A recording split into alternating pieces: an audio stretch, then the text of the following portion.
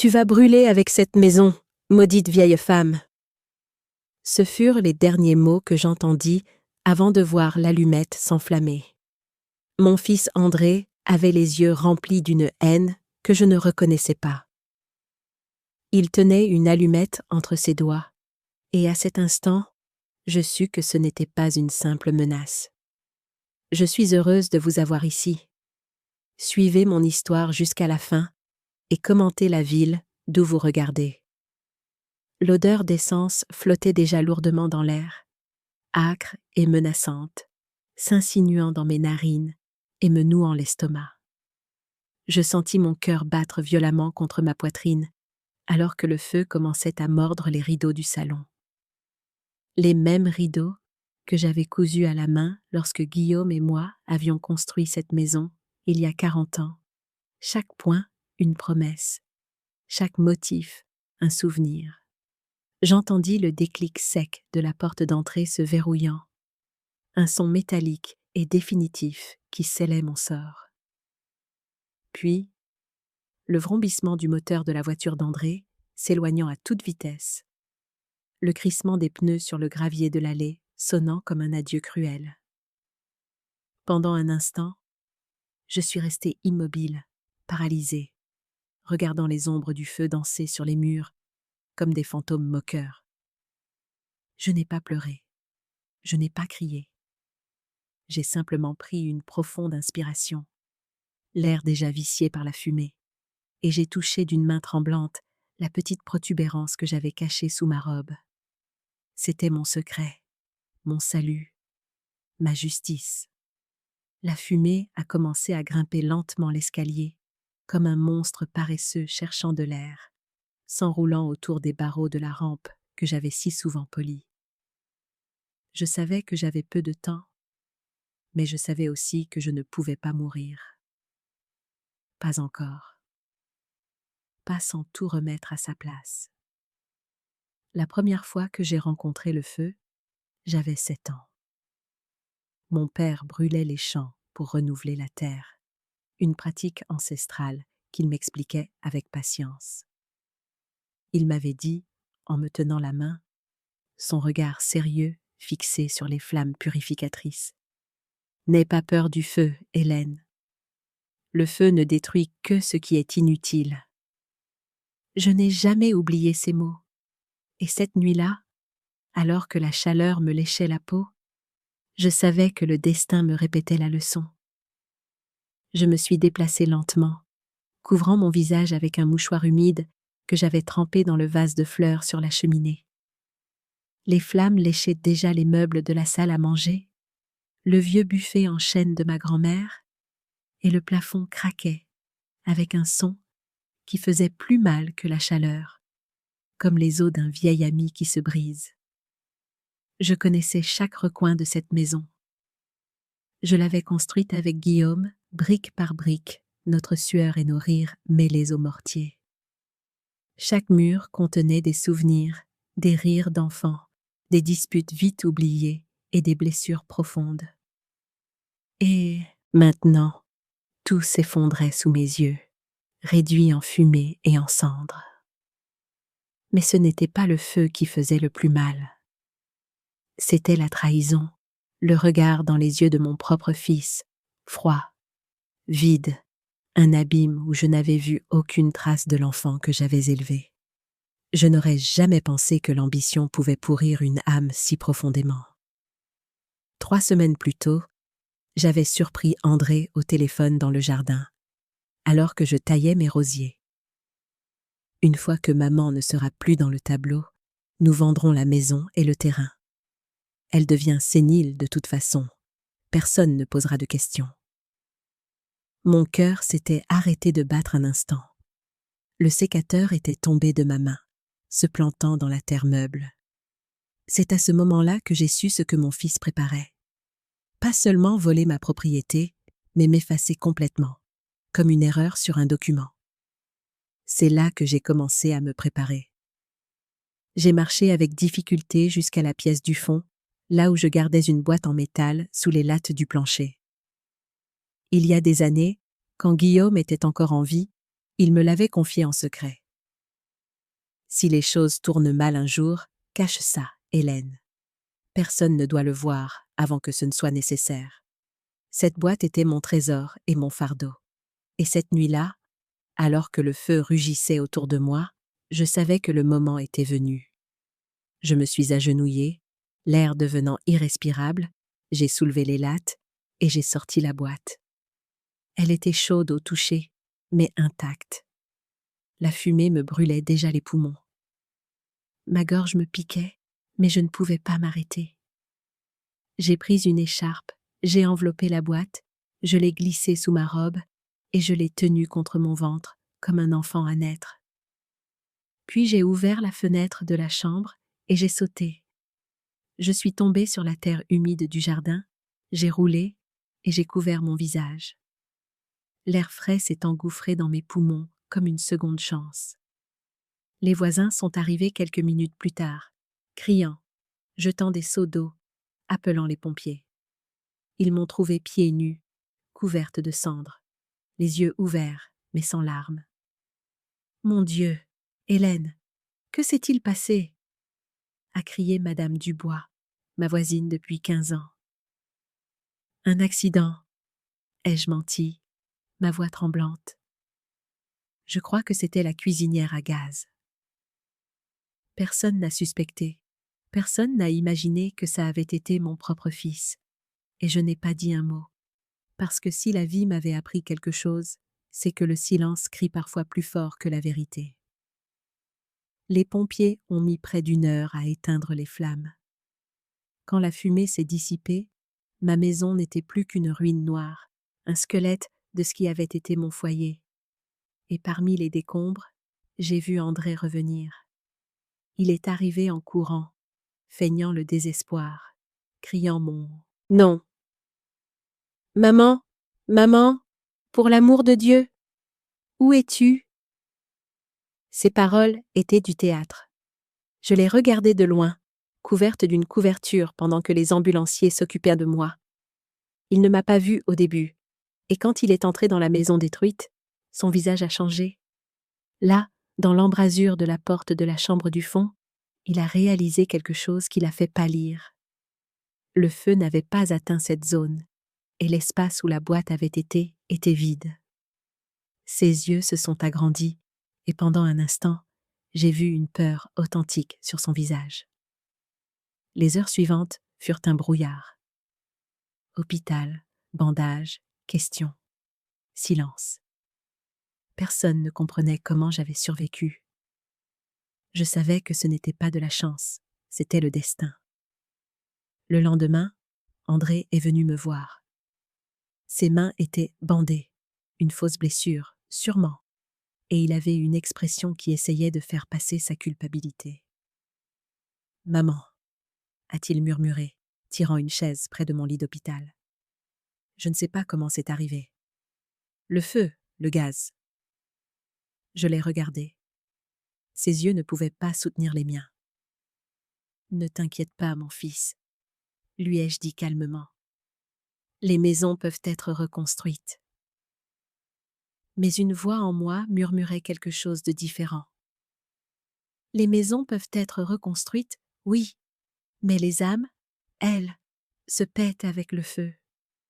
Cette nuit-là, dans mon lit d'hôpital, alors que le vent faisait vibrer la fenêtre, j'ai touché la protubérance sous le drap.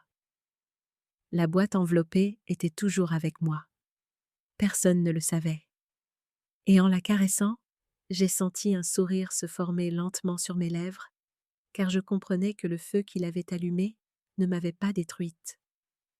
Il n'avait fait qu'enflammer le mien. Je me suis réveillée à l'hôpital 3 jours après l'incendie. La chambre sentait l'antiseptique et le plastique, mais aussi la peur. Autour de moi, les murs blancs semblaient me regarder comme des témoins silencieux. L'infirmière, une jeune femme aux yeux doux nommée Sophie, m'a souri, surprise de me voir éveillée. « C'est un miracle, Madame Guillaume, » dit-elle doucement. « Avec ce qui s'est passé, personne ne pensait que vous vous en sortiriez vivante. » J'ai souri faiblement. « Un miracle, oui, mais pas celui qu'il pense. » Je savais que le feu ne m'avait pas épargné. Il m'avait simplement choisi pour quelque chose de plus. Pendant les jours que j'ai passés à l'hôpital, tout le monde est venu me voir. Les voisins, les connaissances, même la gendarmerie. Une seule personne manquait à l'appel au début. André. Mon fils n'est apparu que le 4e jour. Et quand il l'a fait, il est entré avec des fleurs bon marché et une expression répétée. Un masque de sollicitude mal ajusté sur son visage.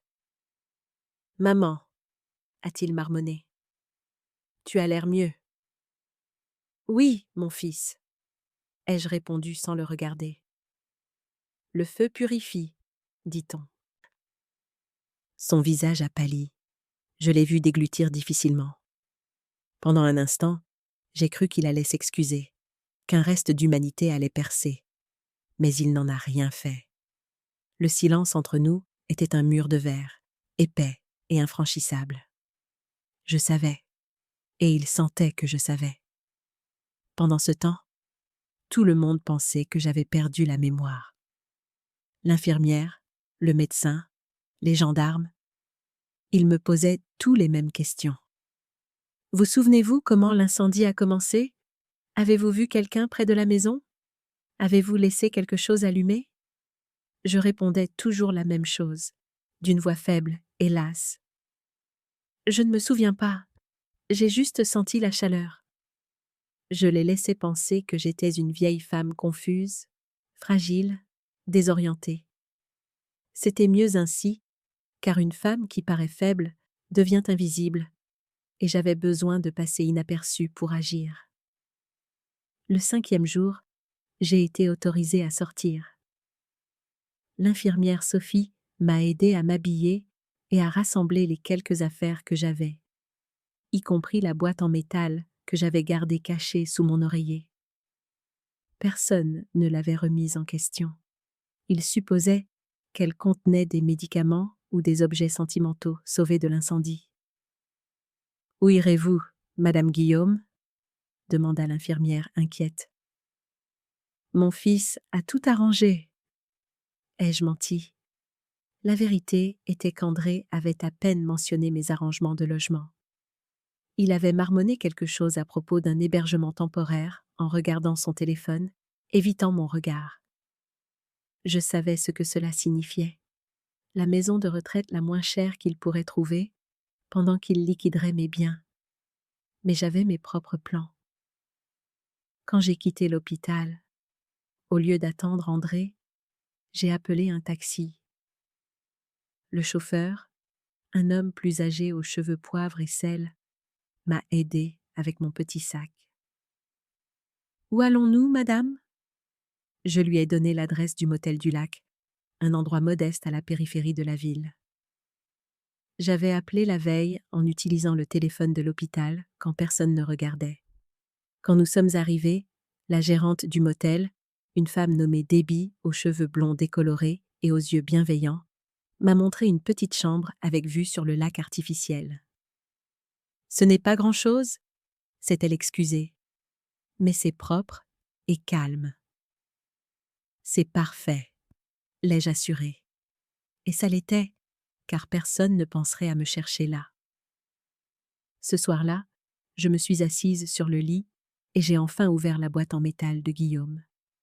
À l'intérieur se trouvaient des documents, des photographies, des lettres et autre chose. Quelque chose qu'André ne devrait jamais découvrir. D'abord, il y avait un test ADN. Les résultats étaient clairs. André n'était pas le fils biologique de Guillaume. Mes mains tremblaient en le relisant. Je l'avais toujours su. Bien sûr. Guillaume et moi nous étions mariés alors que j'étais déjà enceinte de 2 mois d'un autre homme, un jeune amour de passage qui avait disparu aussi vite qu'il était apparu.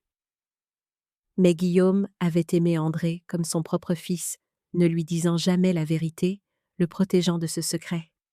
Le deuxième document était encore plus choquant. Un testament, non pas celui qu'André connaissait, celui qui lui laissait tout, mais un plus récent, signé quelques mois seulement avant la mort de Guillaume. En cas de mort suspecte ou de circonstances douteuses entourant le décès ou le bien-être de ma femme Hélène, tous les actifs doivent être transférés à Marc Lemoine, fils d'Hélène Lemoine et de moi-même, Guillaume. Mon cœur battait la chamade. Guillaume avait su. Il avait soupçonné qu'André pourrait essayer quelque chose, et il s'y était préparé. Il y avait aussi une photographie, celle d'un jeune homme avec les yeux et le sourire de Guillaume. Au dos était écrit « Marc, 25 ans, mécanicien à Angers ». Guillaume avait un autre fils, un fils dont il ne m'avait jamais parlé, né d'une relation bien avant notre rencontre. Un fils qui maintenant hériterait de tout, si quelque chose m'arrivait dans des circonstances suspectes. Alors que j'étais assise là, entourée de ces révélations, mon téléphone a sonné. C'était André. « Maman, où diable es-tu » Sa voix était tendue de colère, à peine dissimulée en inquiétude.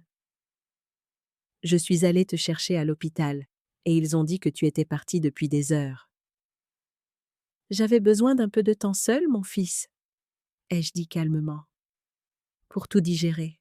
« Tu ne peux pas disparaître comme ça. Tu n'es pas bien. Tu as besoin de surveillance. » J'ai failli rire. « Surveillance ou surveillance, André ?» Il y eut une pause. « Qu'est-ce que ça veut dire ?»« Rien, mon chéri. Je suis juste fatiguée. Je t'appellerai demain. » J'ai raccroché avant qu'il ne puisse protester. Puis, j'ai éteint mon téléphone. J'avais besoin de réfléchir, de planifier. Cette nuit-là, j'ai mieux dormi que je ne l'avais fait depuis des années, malgré le matelas bosselé du motel. Pour la première fois depuis la mort de Guillaume, je n'étais pas seule dans mon combat contre la cupidité d'André. J'avais un allié, même s'il ne le savait pas encore. Le lendemain matin, je suis allée à la réception et j'ai demandé à Debbie si elle connaissait des propriétés à louer dans le coin. « En fait, » dit-elle en mâchant son chewing-gum, « ma sœur a une petite maison d'amis qu'elle cherche à louer. Rien de luxueux, mais c'est meublé et privé. » Dans l'après-midi, j'avais signé un bail mensuel pour une petite chaumière à un demi-kilomètre de la ville. J'ai payé 3 mois d'avance avec l'argent liquide d'urgence que Guillaume et moi avions toujours gardé caché. De l'argent dont André ne savait rien. J'ai passé les 2 jours suivants à m'installer et à éviter les appels de plus en plus frénétiques d'André. Finalement, j'ai répondu. « Où loges-tu » a-t-il exigé. Je me suis inquiétée à mort. « J'ai trouvé un endroit » ai-je dit. « J'ai besoin d'un peu d'indépendance, André. » « De l'indépendance ? Maman, tu as 68 ans et tu viens de survivre à un incendie. Tu as besoin de soins. » L'inquiétude dans sa voix semblait authentique. Si je n'avais pas entendu ses plans, si je n'avais pas vu le regard dans ses yeux alors qu'il allumait l'allumette, je l'aurais peut-être cru. « Pourquoi ne viendrais-tu pas dîner ce soir » ai-je suggéré. « Je t'enverrai l'adresse par SMS. » Il est arrivé à 18 heures, apportant une bouteille de vin cher et un sourire forcé. Ses yeux parcoururent la chaumière, évaluant sa valeur, son contenu. « C'est confortable, » dit-il, ce qui était sa façon de dire petit et sans valeur. « Ça me convient, » ai-je répondu. Pendant le dîner, un simple poulet rôti que j'avais préparé, il a essayé de me convaincre d'emménager avec lui et sa femme, Valérie. « Nous avons cette grande suite d'invités en bas, » a-t-il argumenté.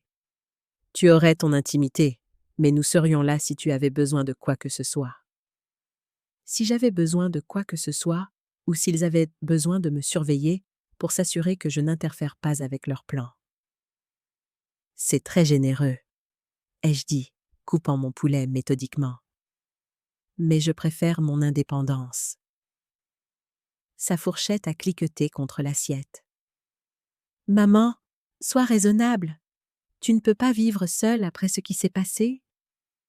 Et s'il y a un autre incendie? Et si tu tombes ?» Je l'ai regardé directement.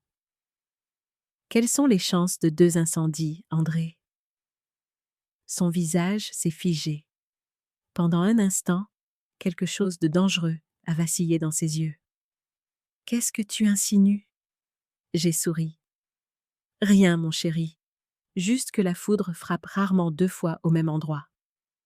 Il est parti peu de temps après, frustré, mais essayant de ne pas le montrer. À la porte, il a essayé une dernière fois. Au moins, laisse-moi t'aider financièrement. L'argent de l'assurance pourrait mettre des mois à arriver. Je me débrouillerai, ai-je dit. Je l'ai toujours fait. Après qu'il soit parti en voiture, j'ai verrouillé la porte et je me suis appuyé contre elle, expirant lentement. Le jeu avait commencé. Maintenant, je devais trouver Marc Lemoine. Le lendemain matin, je me suis rendue à la bibliothèque locale. La jeune bibliothécaire m'a aidée à utiliser l'ordinateur pour chercher des garages à Angers. Il y en avait des dizaines, bien sûr. Il faudrait une éternité pour les appeler tous en demandant Marc Lemoine. J'avais besoin d'une approche différente. J'ai passé des heures à chercher dans les annuaires en ligne et les réseaux sociaux jusqu'à ce que je trouve enfin un petit garage de réparation appelé Garage Lemoine à la périphérie d'Angers. Le site web montrait une photo du propriétaire, un homme dans la trentaine avec des yeux familiers, les yeux de Guillaume. J'ai noté l'adresse et le numéro de téléphone. Puis, au lieu d'appeler, j'ai décidé de prendre un bus pour Angers le lendemain. Certaines choses devaient être faites en personne. Ce soir-là, en rentrant à ma chaumière, j'ai remarqué un camion garé de l'autre côté de la rue avec quelqu'un assis à l'intérieur. Les poils de ma nuque se sont hérissés. J'ai accéléré le pas. Quand j'ai atteint ma porte, j'ai jeté un coup d'œil en arrière.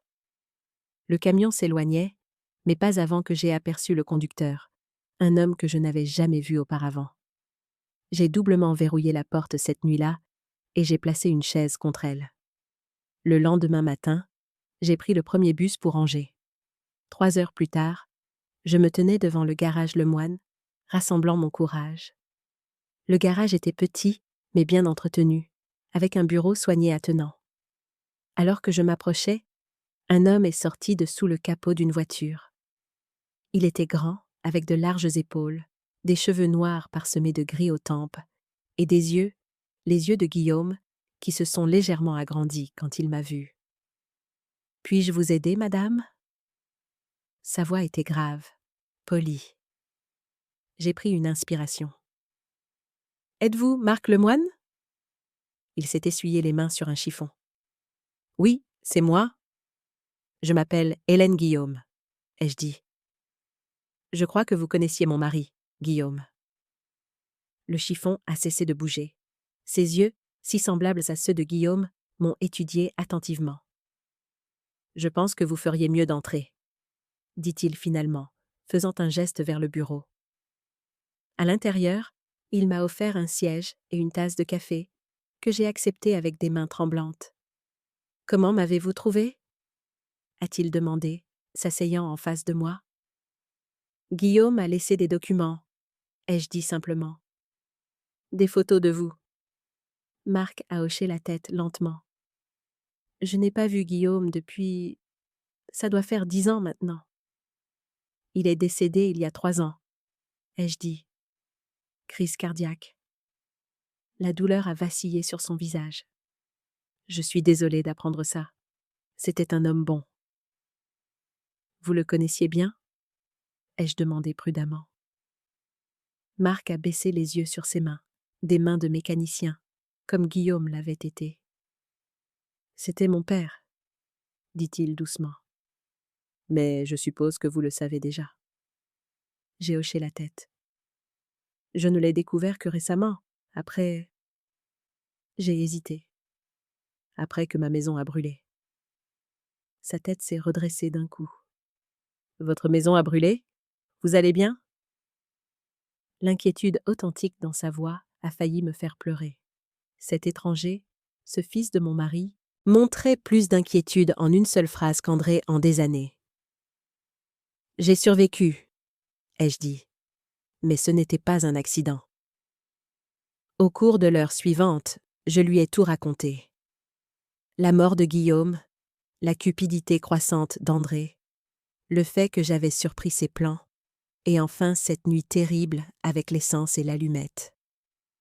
Marc a écouté sans m'interrompre, son expression s'assombrissant à chaque mot. Quand j'ai fini, il s'est levé et a arpenté le petit bureau, ses pas lourds sur le linoléum usé. « Alors, il a essayé de vous assassiner » dit-il, sa voix tendue de colère. « Votre propre fils a essayé de vous brûler vive pour un héritage ?» « Oui. » Il était inutile d'adoucir la réalité. « Et la police ?» J'ai secoué la tête. « Aucune preuve. Ma parole contre la sienne. Et c'est un homme d'affaires respecté, tandis que je ne suis qu'une vieille dame confuse qui aurait pu laisser le gaz allumé. » La mâchoire de Marc s'est crispée. « De quoi avez-vous besoin de moi, Madame Guillaume ?» « Hélène. » L'ai-je corrigé doucement. « Et je ne sais pas encore, mais Guillaume pensait que vous deviez savoir ce qui se passait. Il a pris des dispositions pour vous, au cas où quelque chose m'arriverait. » Je lui ai montré le testament. Ses yeux se sont agrandis en le lisant. « Je ne veux pas de son argent, » dit-il immédiatement. « Ce n'a jamais été... » « Je sais, » l'ai-je interrompu. « Mais André le veut, et il est prêt à tuer pour l'obtenir. » Marc a passé une main dans ses cheveux, un geste si semblable à celui de Guillaume que cela m'a serré le cœur. « Qu'allez-vous faire ?» J'ai regardé par la fenêtre le garage, la vie que cet homme s'était construite sans l'aide de Guillaume. « Je ne sais pas encore, » ai-je admis, « mais je ne peux pas le faire seul. » Il est resté silencieux un long moment, puis a hoché la tête une fois. « Je vous aiderai, pas pour l'argent, mais parce que c'est la bonne chose à faire, et parce que Guillaume l'aurait voulu. » En quittant le garage Lemoine cet après-midi-là, j'ai ressenti quelque chose que je n'avais pas ressenti depuis des années. L'espoir. Je n'étais plus seule. Sur le trajet en bus pour rentrer, je réfléchissais à la suite. Marc avait promis de venir en ville dans quelques jours, après avoir trouvé quelqu'un pour s'occuper du garage. Nous avions échangé nos numéros de téléphone et convenu de rester en contact. Quand je suis revenue à ma chaumière, le soleil se couchait. De loin, je pouvais voir quelqu'un assis sur les marches de mon porche. André. Je me suis préparée mentalement et je me suis approchée. « Où étais-tu » a-t-il exigé en se levant. « Je t'ai appelé toute la journée. »« Je suis allée faire du tourisme » ai-je dit d'un ton neutre. « N'ai-je pas le droit de faire ça ?» Il a passé une main dans ses cheveux parfaitement coiffés. « Maman, je m'inquiète pour... toi. Tu n'agis pas comme d'habitude. » « Et comment devrais-je agir, André ? Après avoir perdu ma maison, après avoir failli mourir ?» Il a eu la décence de paraître mal à l'aise. « C'est pour ça que je suis là. La compagnie d'assurance a appelé. Ils veulent inspecter la propriété demain. Ils posent quand des questions. » Mon cœur a battu plus vite, mais j'ai gardé un visage neutre. « Quel genre de questions ? Sur la cause de l'incendie ? Ils disent que ça pourrait être un incendie criminel. » J'ai regardé mon fils, le garçon que j'avais élevé, l'homme qui avait essayé de me tuer, et j'ai vu la peur dans ses yeux. « Que s'attendent-ils à trouver ?» ai-je demandé innocemment. « Rien, » dit-il trop rapidement, parce que c'était un accident. Mais j'ai besoin que tu leur dises ça, que tu aurais pu laisser la cuisinière allumée ou quelque chose comme ça. J'ai déverrouillé ma porte et je me suis tournée vers lui. Je leur dirai la vérité, André, tout ce dont je me souviens. Son visage s'est durci. Maman, sois raisonnable. S'il conclut à un incendie criminel, l'assurance ne paiera pas. Tu n'auras rien. Peut-être que c'est la justice, ai-je dit doucement, puisque je n'étais censée ne rien avoir de toute façon, rien que des cendres. Il a pâli. De quoi parles-tu ? Bonne nuit, André, ai-je dit en entrant. On se voit à l'inspection demain. J'ai refermé la porte sur son visage confus et en colère, et je me suis appuyé contre elle, mon cœur battant la chamade. Le jeu changeait. Si la compagnie d'assurance suspectait un incendie criminel, André serait désespéré de couvrir ses traces. Et un André désespéré était un André dangereux. J'ai appelé Marc cette nuit-là. J'aurais peut-être besoin de ton aide plus tôt que nous ne le pensions, lui ai-je dit. Le lendemain matin, André est venu me chercher pour l'inspection de l'assurance. Il était d'une énergie nerveuse, tapotant ses doigts sur le volant, vérifiant sa montre à plusieurs reprises. « Souviens-toi, » dit-il alors que nous nous arrêtions devant les restes calcinés de ma maison. « Tu ne te souviens pas de grand-chose, tu étais confuse. Peut-être que tu as laissé quelque chose allumé ?» J'ai hoché la tête distraitement, fixant la carcasse noircie de la maison que Guillaume et moi avions construite. Ça faisait plus mal que je ne l'avais prévu, de voir notre vie réduite à cela. L'enquêtrice de l'assurance était déjà là, une femme d'une 50aine d'années, avec des yeux vifs et une attitude pragmatique. « Madame Guillaume ?» Elle a tendu la main. « Je suis Patricia Lambert de l'assurance Homestead. J'enquête sur la cause de l'incendie. »« Oui » ai-je dit en lui serrant fermement la main. « J'aiderai comme je peux. » André planait nerveusement alors que Madame Lambert me guidait à travers les ruines, posant des questions sur l'agencement, sur l'emplacement des appareils. « Et où étiez-vous quand l'incendie a commencé, Madame Guillaume ?» a-t-elle demandé. Je pouvais sentir André se tendre à côté de moi. « J'étais dans le salon ?» ai-je dit honnêtement. « Je lisais. » « Avez-vous remarqué quelque chose d'inhabituel avant l'incendie? Des odeurs? Des bruits ?» J'ai marqué une pause, regardant la pièce détruite. « Il y avait une odeur, » ai-je dit lentement. « Comme des produits chimiques. » André s'est raidi. « Maman, tu n'as jamais mentionné de produits chimiques. » Madame Lambert a interrompu. Son intérêt était piqué. « Pouvez-vous la décrire? » « Comme de l'essence, » ai-je dit. J'ai trouvé ça étrange, mais avant que je puisse enquêter, il y a eu une étincelle, et puis des flammes partout. Madame Lambert écrivait rapidement dans son carnet. Le visage d'André était devenu blanc. « Madame Guillaume, » dit-elle prudemment, « nos premières constatations suggèrent que des accélérateurs ont été utilisés à plusieurs endroits. » Des accélérateurs, ai-je répété innocemment. De l'essence, a-t-elle clarifié. Ce qui correspond à ce que vous avez senti. Ce n'était pas un accident, Madame Guillaume. Quelqu'un a délibérément mis le feu. Le téléphone d'André a sonné soudainement, d'un son strident dans le silence tendu. Il s'est excusé, marchant rapidement vers le bord de la propriété. Madame Lambert a baissé la voix.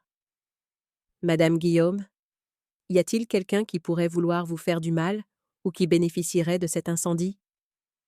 J'ai regardé vers André, qui gesticulait avec colère au téléphone. « Je ne peux imaginer qui, » ai-je dit doucement. Madame Lambert a suivi mon regard, ses yeux se plissant légèrement. « La gendarmerie voudra vous parler ?» dit-elle.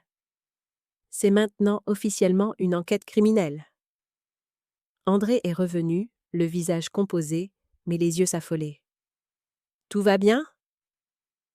Madame Lambert expliquait juste que c'était un incendie criminel, ai-je dit calmement.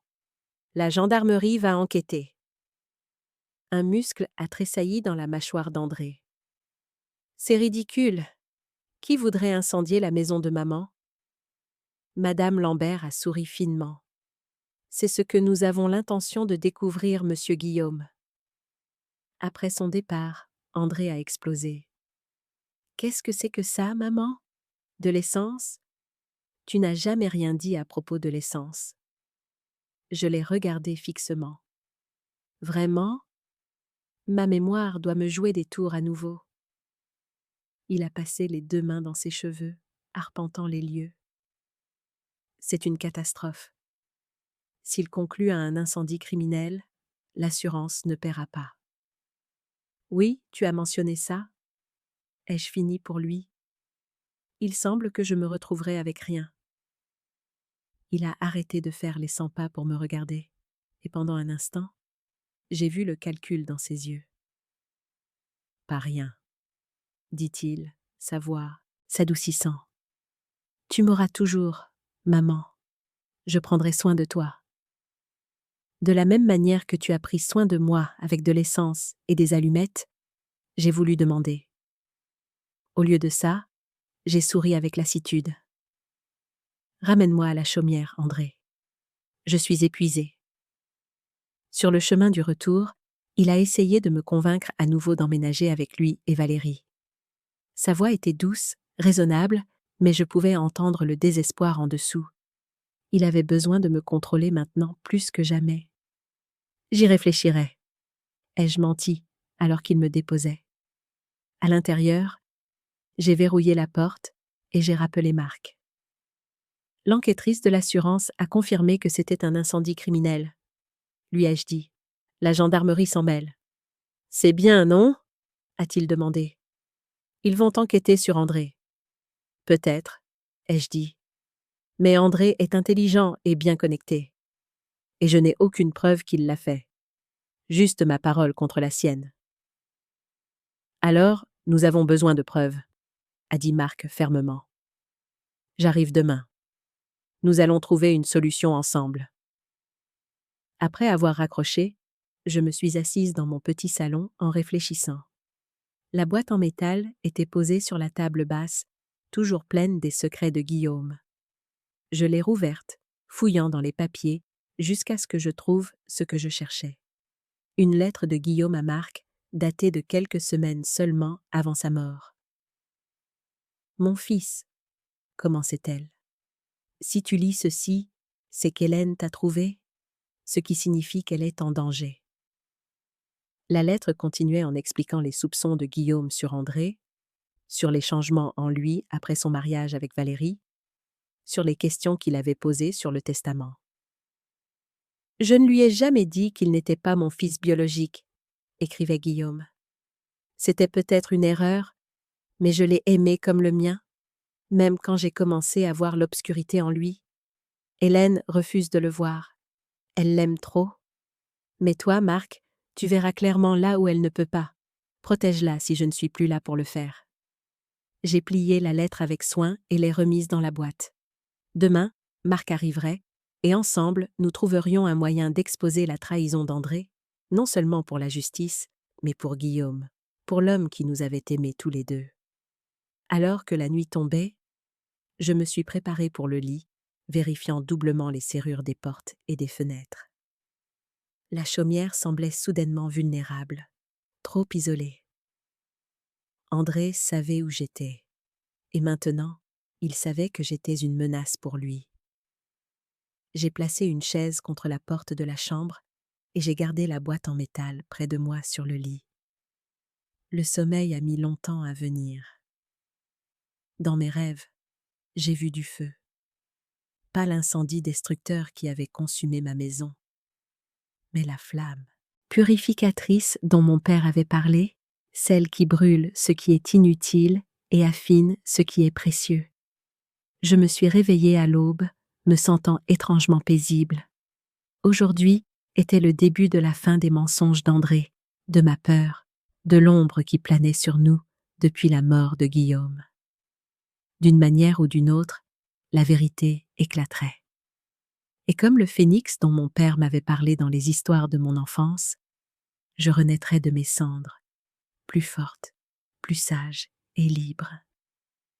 J'ai attendu sur le porche le lendemain matin, une tasse de café réchauffant mes mains contre le froid de l'automne. Le soleil commençait à peine à percer à travers les arbres lorsqu'un pick-up bleu s'est garé dans mon allée. Marc Lemoine en est sorti, ressemblant encore plus à Guillaume dans la claire lumière du matin. « Tu as fait vite, » ai-je dit alors qu'il s'approchait. Parti à l'aube. Il a jeté un coup d'œil à la petite propriété. Bel endroit, isolé. Trop isolé peut-être, ai-je répondu, pensant à la facilité avec laquelle André pourrait m'atteindre ici, loin des regards indiscrets. Marc a semblé lire dans mes pensées. C'est pour ça que je suis là. Entrons et parlons. Dans la cuisine, je lui ai versé du café pendant qu'il étalait un bloc-notes. Son approche méthodique me rappelait tellement Guillaume que ma poitrine me faisait mal. J'ai réfléchi, dit-il en prenant une gorgée. Nous avons besoin de preuves qui relient directement André à l'incendie. J'ai hoché la tête. L'enquêtrice de l'assurance a déjà confirmé que c'était un incendie criminel. C'est bien, mais ça ne prouve pas qu'André l'a fait. Marc a tapoté son stylo contre le papier. Est-ce que quelqu'un l'a vu cette nuit-là? Des voisins? Des caméras de sécurité? J'ai secoué la tête. Le voisin le plus proche est à 1/4 de kilomètre, et ce n'est pas le genre de quartier avec des caméras de sécurité. Et sa voiture? Ou ses vêtements? L'essence laisse des traces. À l'heure qu'il est, il aurait tout nettoyé, ai-je dit. André est tout sauf négligent. Marc a froncé les sourcils, puis ses yeux se sont illuminés. Son téléphone, s'il était chez toi cette nuit-là, son téléphone portable aurait borné à la tour la plus proche. L'espoir a jailli en moi. La police pourrait vérifier ça. Seulement avec une cause probable, m'a rappelé Marc. Nous avons besoin de quelque chose pour les faire s'intéresser spécifiquement à André. Nous avons passé la matinée à réfléchir, mais chaque idée semblait se heurter à un mur. André était prudent. Il avait planifié cela depuis des mois, peut-être des années. Vers midi, mon téléphone a sonné. André. J'ai répondu, mettant le haut-parleur pour que Marc puisse entendre. Bonjour maman. Nous devons parler. La voix d'André était tendue, contrôlée. La gendarmerie est venue à mon bureau ce matin. Ils disent que l'incendie était délibéré. Oui, l'enquêtrice de l'assurance l'a mentionné. J'ai gardé ma voix neutre. Ils m'ont demandé où j'étais cette nuit-là, comme si j'étais un suspect ou quelque chose comme ça. Son indignation aurait semblé authentique à quiconque ne connaissait pas la vérité. Et où étais-tu? Ai-je demandé innocemment. Une pause. À la maison avec Valérie, bien sûr. Elle leur a dit la même chose. Bien sûr qu'elle l'a fait. Valérie dirait tout ce qu'André lui dirait de dire. C'est bien, alors, ai-je dit. Tu as un alibi. Une autre pause. Maman, est-ce que... As-tu parlé de moi à la police? Pourquoi ferais-je ça, André? Je ne sais pas. Tu agis étrangement depuis l'incendie. Distante, secrète. J'ai pensé à la boîte en métal cachée dans ma chambre. J'ai failli mourir, André. Ça change une personne. Il a soupiré, le son crépitant à travers le haut-parleur. Écoute, je m'inquiète pour toi, toute seule là-bas. J'ai parlé au docteur Renaud. Il pense que tu pourrais souffrir de stress post-traumatique, peut-être même d'une légère paranoïa. Les sourcils de Marc se sont levés. J'ai senti mon sang se glacer. Vraiment? J'ai gardé ma voix égale. Il a suggéré que nous envisagions des soins supervisés temporaires, juste jusqu'à ce que tu sois plus stable. Le piège se refermait. Si André convainquait les gens que j'étais mentalement instable, tout ce que je dirais sur lui serait rejeté. J'apprécie ton inquiétude, ai-je dit prudemment. Mais je vais parfaitement bien. Au moins, viens dîner ce soir, a-t-il insisté. Valérie prépare ton pot-au-feu préféré. Nous pourrons en parler davantage. J'ai jeté un coup d'œil à Marc, qui a légèrement hoché la tête. Garde-le près de toi. Apprends ce qu'il sait. D'accord, ai-je accepté. À quelle heure? 18h. Je viendrai te chercher. Après avoir raccroché, Marc a secoué la tête. Il essaie de te discréditer, de te faire passer pour instable. Je sais. Mes mains tremblaient, légèrement. Il devient désespéré. Bien. La voix de Marc s'est durcie. Les gens désespérés font des erreurs. À 17h30, Marc est parti à contre-cœur, promettant de rester au motel en ville et de revenir le matin. Nous avons convenu de ne pas encore mentionner son existence à André. Il était notre carte maîtresse.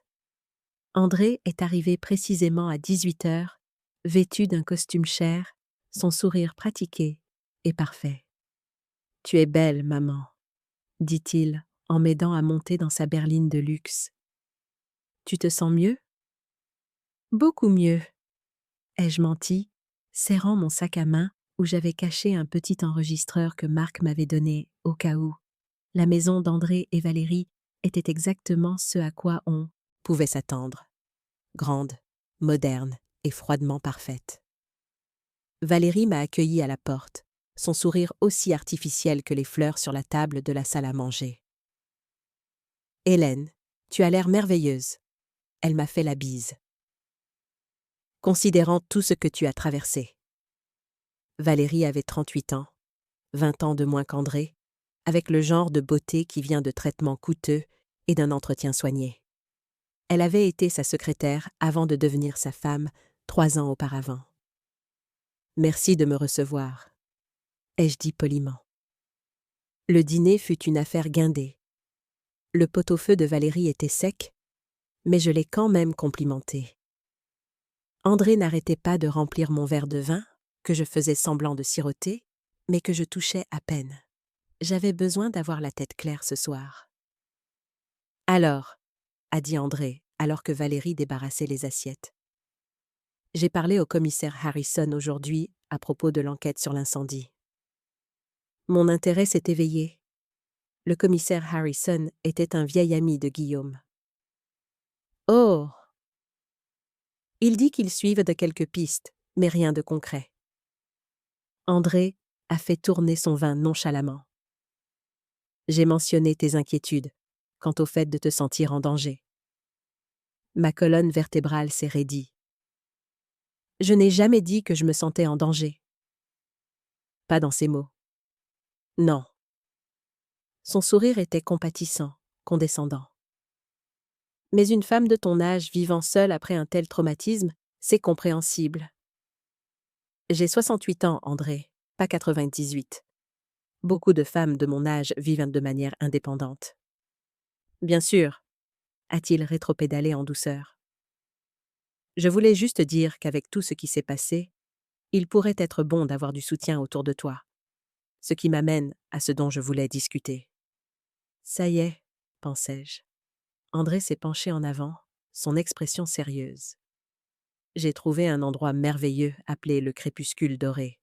C'est plus comme un complexe hôtelier qu'un établissement de soins.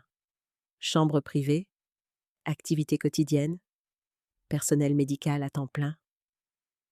Je n'ai pas besoin de personnel médical, ai-je dit sèchement. C'est juste une précaution. Après ce que le docteur Renaud a dit sur les réponses potentielles au traumatisme. Je n'ai jamais parlé au docteur Renaud. Le sourire d'André n'a pas faibli. Je l'ai consulté en ton nom. Il a examiné tes dossiers médicaux de l'hôpital. Sans ma permission. La colère a flambé dans ma poitrine. En tant que ton mandataire médical. Depuis quand es-tu mon mandataire médical ?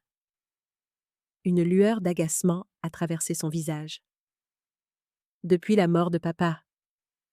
Tu as signé les papiers ? Tu te souviens quand tu mettais à jour ton testament ? Je me souvenais vaguement. Il y avait eu tant de documents après la mort de Guillaume. André s'était occupé de tout, présentant papier après papier à signer dans mon chagrin. Je ne vais pas au crépuscule doré, André. J'ai gardé ma voix ferme. Maman, sois raisonnable. L'argent de l'assurance prendra des mois s'il arrive un jour. Tu ne peux pas te permettre de vivre de manière indépendante en ce moment. J'ai des économies, ai-je contré. Il a ri légèrement. À peine assez pour quelques mois de loyer. Et avec l'enquête en cours, tu pourrais ne jamais voir l'argent de l'assurance. Comme ce serait pratique pour lui.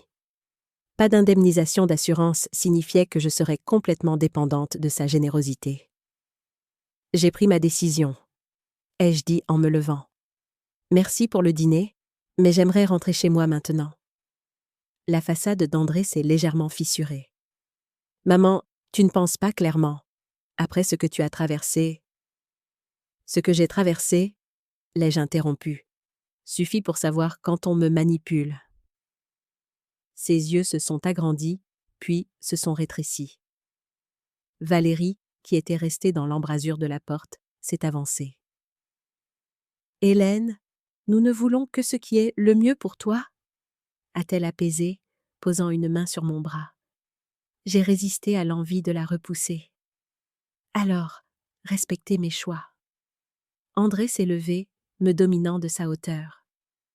Pendant un instant, j'ai vu la même froideur dans ses yeux que celle que j'avais vue la nuit de l'incendie. Je te ramène à la maison, dit-il, sa voix tendue. Le trajet en voiture fut silencieux. Quand nous sommes arrivés à ma chaumière, André a coupé le moteur, mais n'a pas déverrouillé les portes. « Maman, dit-il doucement, je ne veux pas avoir à forcer les choses. » Un frisson a parcouru ma colonne vertébrale. Qu'est-ce que ça veut dire ? Il a soupiré, se pinçant l'arête du nez. Ça veut dire que si tu ne peux pas prendre de décision rationnelle concernant tes soins, d'autres pourraient m'en devoir les prendre pour toi, légalement. Tu menaces de me faire déclarer incapable. Le choc m'a coupé le souffle. Pas menacé, a-t-il corrigé doucement. Juste expliquer la réalité. Le docteur Renaud est préoccupé par les possibles effets cognitifs de l'inhalation de fumée, combinés au traumatisme et à ton âge. Laisse-moi sortir, André. Ma voix tremblait de fureur. Je veux rentrer. Il m'a étudié un long moment, puis a déverrouillé les portes. Pense à ce que j'ai dit, maman. Le crépuscule doré a une place maintenant, mais ils ne la garderont pas éternellement. Je suis sortie sans répondre, marchant d'un pas assuré vers ma porte, bien que mes genoux semblaient être en coton. Une fois à l'intérieur, je me suis effondrée sur une chaise, mon cœur battant à tout rompre. L'enregistreur, j'avais oublié de l'allumer. La frustration s'ajouta à ma peur, une erreur stupide qui aurait pu tout changer. Mais je ne pouvais pas m'attarder sur mes regrets. Il fallait avancer, trouver un autre moyen. La menace d'André n'était pas vaine. Il avait déjà posé les jalons pour me discréditer. Je devais agir vite, avant qu'il ne resserre son étau. Je me suis levée. J'ai fait bouillir de l'eau pour une tisane, mes mains tremblant encore. Le silence de la petite chaumière était à la fois un réconfort et une source d'angoisse. Chaque craquement du bois, chaque bruissement des feuilles à l'extérieur me faisait sursauter. Était-ce le vent ou quelqu'un qui rôdait ? J'ai repensé à ma conversation avec André, à chaque mot, chaque inflexion. Il ne bluffait pas. Il avait un plan, et ce plan incluait ma mise sous tutelle. C'était diabolique, mais brillant dans sa cruauté. Si j'étais jugée légalement incapable de gérer mes propres affaires, ma parole n'aurait plus aucun poids.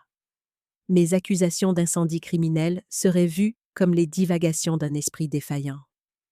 Il aurait le contrôle total, non seulement sur mes biens, mais sur ma vie même. Je devais absolument trouver des preuves tangibles, irréfutables, avant qu'il ne soit trop tard.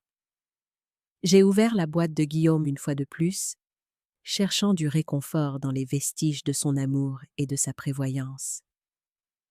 Ces lettres, ces photos, elles me rappelaient pourquoi je me battais. Pas seulement pour moi, mais pour sa mémoire, pour l'homme bon qu'il avait été, un homme qu'André avait trahi de la pire des manières. Le sommeil ne vint pas cette nuit-là. J'étais assise dans un fauteuil, la boîte sur mes genoux, veillant jusqu'à l'aube, élaborant une nouvelle stratégie. L'enregistreur avait été un échec, mais l'idée était bonne. Je devais amener André à se trahir. Mais comment? Il était si prudent, si contrôlé. Il ne ferait pas la même erreur 2 fois. Peut-être que la solution ne résidait pas dans ce qu'il disait, mais dans ce qu'il faisait. Ses actions, ses courriels, ses transactions financières. Il devait bien y avoir une trace quelque part, une miette de pain numérique qui mènerait à la vérité. J'ai pensé à son ordinateur portable, à son téléphone. Des forteresses numériques, sans doute, mais aucune forteresse n'est imprenable. Il fallait juste trouver la bonne clé. Et peut-être, juste peut-être, Guillaume me l'avait laissée. Cette pensée m'a donné un regain de détermination. Le combat n'était pas terminé. Il ne faisait que commencer. Et j'étais prête. Marc est arrivé tôt le lendemain matin, le visage sombre quand je lui ai raconté la menace à peine voilée d'André. Il accélère son calendrier, dit-il. D'abord l'incendie, maintenant ça. Il devient désespéré de vous contrôler, vous et vos biens. Nous devons agir plus vite.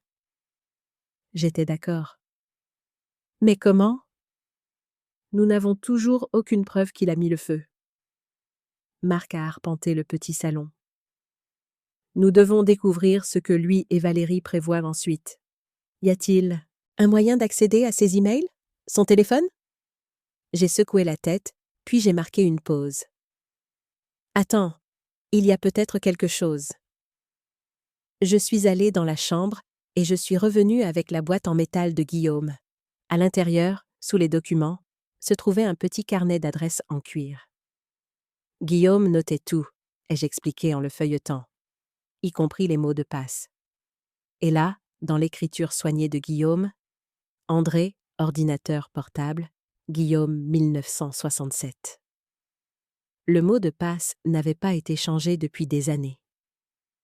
Pas depuis que Guillaume avait aidé André à configurer son premier compte email professionnel. Utiliserait-il encore le même mot de passe? A demandé Marc, sceptique. André est une créature d'habitude, ai-je dit. Et arrogant. Il n'imaginerait jamais que quelqu'un essaierait d'accéder à ses comptes. Même si le mot de passe fonctionne encore, il nous faudrait son ordinateur portable, a souligné Marc. J'ai souri sombrement. Et je sais exactement quand il sera sans surveillance. J'ai expliqué que chaque jeudi à 19h, André avait une partie de squash régulière avec des clients, suivie d'un verre. Valérie utilisait toujours ce temps pour sa visite hebdomadaire au spa. La maison sera vide d'environ 19 à 22h, ai-je dit, et j'ai toujours une clé. Marc avait l'air troublé. Entrer par effraction chez lui est illégal si nous sommes pris. Ce n'est pas une effraction si j'ai une clé, ai-je corrigé. Et je ne suis qu'une vieille femme confuse qui vérifie la maison de son fils, n'est-ce pas? Il n'avait pas l'air convaincu, mais il a hoché la tête. Que cherchons-nous exactement? Tout ce qui le relie à l'incendie. Des reçus d'essence, peut-être? Ou des emails sur la police d'assurance? Nous avons passé le reste de la journée à planifier. Cette nuit-là, après que Marc soit retourné à son motel, je n'ai pas pu dormir. Chaque craquement de la chaumière me faisait sursauter, imaginant André venir me forcer à entrer en maison de retraite. Quand l'aube a finalement pointé, j'ai appelé la seule personne qui pourrait nous aider. Judith Barnes, mon amie depuis 30 ans, et une infirmière à la retraite qui avait travaillé avec le docteur Renaud. « Judith ?» ai-je dit quand elle a répondu. « J'ai besoin de ton aide. » 2 heures plus tard, Judith était assise dans mon salon, le visage pâle, après avoir entendu mon histoire. « Hélène, c'est sérieux, » dit-elle. « Si André essaie de te faire déclarer incapable, peut-il le faire ?» ai-je demandé sans détour. Elle a hésité. Ce serait difficile sans preuve claire de déclin cognitif, mais s'il a convaincu le docteur Renaud. C'est pourquoi j'ai besoin de ton aide, ai-je insisté. Tu as travaillé avec Renaud pendant des années. Il fait confiance à ton jugement. La compréhension s'est dessinée dans ses yeux. Tu veux que je me porte garante de ta compétence? Je veux que tu demandes mes dossiers médicaux, ai-je clarifié. En tant qu'amie concernée et ancienne professionnelle de la santé. Vois ce que Renaud a réellement documenté. Judith a hoché la tête lentement. Je peux faire ça. Mais Hélène, si André a vraiment essayé de te tuer, ne devrais-tu pas aller à la police?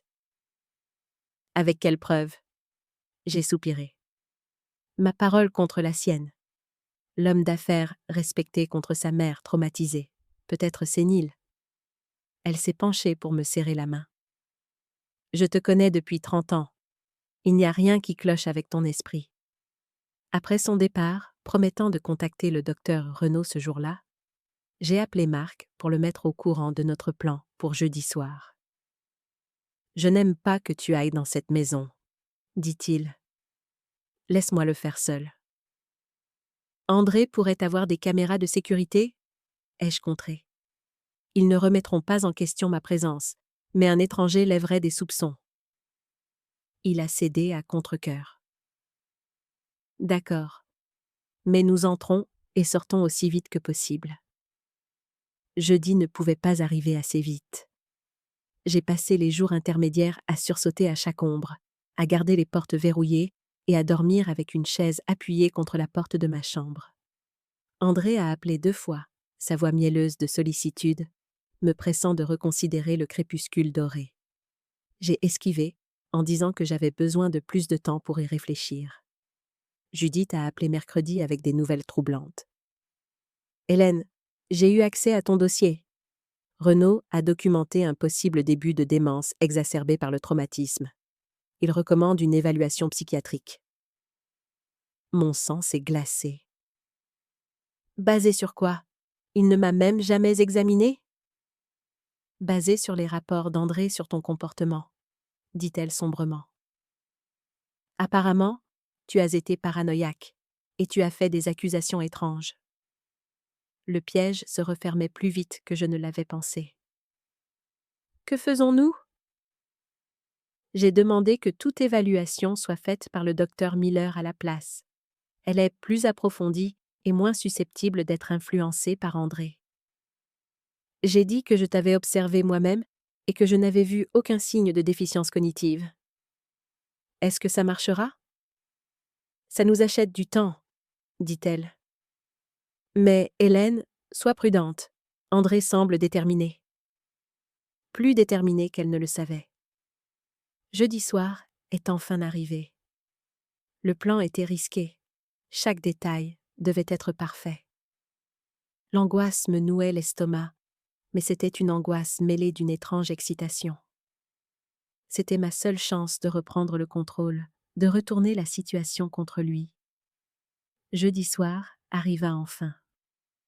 Marc vint me chercher à 18h30, son pick-up maintenant garé derrière la chaumière, où il ne serait pas visible de la route.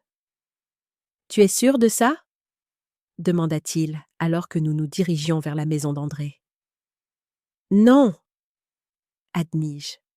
« Mais j'ai plus peur de ne rien faire. » La maison d'André et Valérie se trouvait sur un terrain d'un hectare bien entretenu dans le quartier le plus exclusif de la ville. Nous nous sommes garés à un pâté de maisons et avons parcouru le reste de la distance à pied, comme 2 personnes en promenade du soir. À exactement 19h15, j'ai utilisé ma clé pour entrer par la porte de service qui menait au bureau d'André. La maison était silencieuse, le système d'alarme n'était pas activé. André ne s'en souciait jamais quand il ne devait s'absenter que quelques heures. Son ordinateur portable sera dans le bureau, chuchotai-je, guidant Marc dans le couloir. Le bureau était du pur André, tout en bois sombre, cuir et égo. Des récompenses et des certificats tapissaient les murs. Son ordinateur portable était posé sur le bureau massif, fermé, mais pas verrouillé. Fais le guet, dis-je à Marc, m'asseyant au bureau et ouvrant l'ordinateur. L'écran de mots de passe est apparu. J'ai tapé Guillaume 1967 avec des doigts tremblants et j'ai retenu mon souffle. Ça a marché.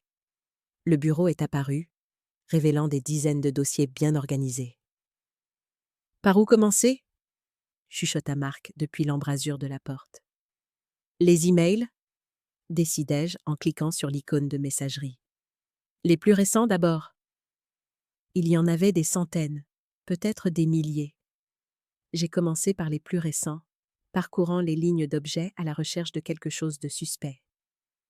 Attends, murmurai-je, en ouvrant un email d'un certain Fletcher avec pour objet « Projet de développement immobilier Guillaume ».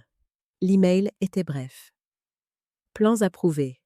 Pouvons commencer les travaux dès que le terrain sera dégagé. Problème d'assurance en suspens. J'ai ouvert la réponse d'André. L'assurance est en cours de traitement. Attendez-vous à une résolution d'ici un mois. Mes mains tremblaient alors que je transférais l'email à une adresse que Marc avait créée spécifiquement à cet effet, puis j'ai continué à chercher. Il y en avait plus. Des emails à un promoteur immobilier sur les futurs plans pour la propriété des Guillaume, datés de plusieurs semaines avant l'incendie. Une correspondance avec le crépuscule doré, initiée il y a 3 mois, pas récemment comme André l'avait laissé entendre. Et le plus accablant, un email à Valérie la veille de l'incendie. Tout est en place. Après-demain, nous aurons une table rase pour travailler. J'ai tout transféré, mon cœur battant si fort que j'étais sûre qu'il nous trahirait. « Hélène !» siffla soudain Marc. « Des phares de voiture !» J'ai rapidement fermé le programme de messagerie, mais j'ai laissé l'ordinateur allumé. L'éteindre prendrait trop de temps. « Par l'arrière !» chuchotai-je, me dépêchant de le rejoindre à la porte. Nous nous sommes glissés par la cuisine et sommes sortis par la porte arrière, juste au moment où la porte du garage commençait à gronder en s'ouvrant à l'avant de la maison. « Ça ne peut pas être André ?» chuchotai-je, alors que nous nous accroupissions derrière une haie. « C'est trop tôt !» Nous nous sommes frayés un chemin le long du bord de la propriété, en restant dans l'ombre. En atteignant le côté de la cour, j'ai aperçu la voiture dans l'allée. Ce n'était pas la berline élégante d'André. C'était une camionnette de service marquée « Transport le crépuscule doré ». « Ils viennent me chercher », soufflai-je, me figeant sur place. « Ce soir !» Marc m'a attrapé le bras, me tirant vers la rue. « Alors nous ne retournons pas à ta chaumière, viens !» Nous nous sommes précipités vers son pick-up et sommes partis juste au moment où 2 hommes en uniforme s'approchèrent de la porte d'entrée de ma chaumière. « Ils ne peuvent pas légalement t'emmener sans ton consentement, » dit Marc alors que nous nous dirigions à toute vitesse vers l'autoroute. « Pas sans une ordonnance du tribunal. Depuis quand la légalité arrête-t-elle André ?» Ma voix tremblait. « Où allons-nous ?»« Chez moi, » dit-il sombrement. « Angers, c'est le dernier endroit où André cherchera. » Pendant que nous roulions dans la nuit, je serrais mon sac à main contenant la boîte en métal, la seule chose que je ne pouvais pas laisser derrière moi. « Nous avons des preuves maintenant, » dit Marc, essayant de me rassurer. « Ces emails prouvent qu'André préparait quelque chose. »« Ils sont suggestifs, mais pas définitifs, » soupirai-je. « Rien ne dit explicitement « Je vais incendier la maison de ma mère. » C'est un début, insista-t-il. Et nous avons aussi la lettre de Guillaume, ses soupçons sur André. J'ai touché la boîte sur mes genoux. Et autre chose, dis-je doucement. Quelque chose que je ne t'ai pas encore montré. 3 heures plus tard, nous sommes arrivés à la petite maison de Marc à la périphérie d'Angers. C'était un endroit modeste, soigné et simple, tout comme l'homme lui-même. Ce n'est pas grand-chose, s'excusa-t-il en me montrant la chambre d'amis. Mais tu seras en sécurité ici. Merci, dis-je, le pensant plus profondément qu'il ne pouvait l'imaginer. Cet homme, le fils de mon mari, avait mis sa vie en suspens pour aider une étrangère. Sauf que je n'étais pas une étrangère, pas vraiment, et il était temps qu'il sache pourquoi. Nous nous sommes assis à sa table de cuisine, une théière entre nous. J'ai posé la boîte en métal sur la table et j'ai sorti la lettre que je ne lui avais pas encore montrée, celle que Guillaume lui avait écrite directement. « Guillaume a laissé ça pour toi », ai-je dit en la faisant glisser sur la table. « Je pense que tu devrais la lire. » Marc a regardé l'enveloppe, son nom écrit de la main de Guillaume, et l'a ouverte avec soin. Ses yeux ont parcouru la page, s'écarquillant à mesure qu'il lisait. Quand il a fini, il a levé les yeux vers moi, stupéfait. « Il savait », dit doucement Marc. « Toutes ces années, il connaissait la nature d'André. Il te protégeait. »« Oui, » ai-je hoché la tête. « Mais il y a plus. Quelque chose que Guillaume voulait que tu saches. » J'ai pris une profonde inspiration. Guillaume était ton père, Marc, ton père biologique. Il m'a regardé fixement. « Je sais. Ma mère me l'a dit il y a des années. » « Ce que tu ne sais pas, » ai-je continué, « c'est que Guillaume a changé son testament peu de temps avant de mourir. Si quelque chose m'arrivait dans des circonstances suspectes, tout te reviendrait, à toi, son vrai fils. Pas à André. » Marc posa la lettre avec précaution. « Je ne comprends pas. Si André n'est pas le fils biologique de Guillaume, » »« Il ne l'est pas, » confirmai-je. « J'étais enceinte quand j'ai rencontré Guillaume. Il a élevé André comme le sien, ne lui disant jamais la vérité. Est-ce qu'André le sait ? » ?»« Je ne pense pas, » dis-je. « Mais il se doute de quelque chose. Guillaume l'a toujours traité différemment. Pas cruellement, mais avec une certaine distance. » Marc passa une main dans ses cheveux, un geste si semblable à celui de Guillaume que mon cœur se serra. « Donc tout ça, l'incendie, la tentative de te faire interner, c'est pour un héritage auquel il n'a de toute façon pas droit. » « Un héritage, la maison, le terrain ?» soupirai-je. André a toujours été possessif, même enfant.